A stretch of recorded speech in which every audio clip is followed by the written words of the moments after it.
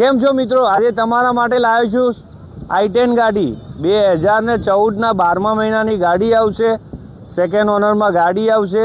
ગાડીનો ઇન્સ્યોરન્સ ચાલુ છે 7મા મહિના સુધી 2026ના.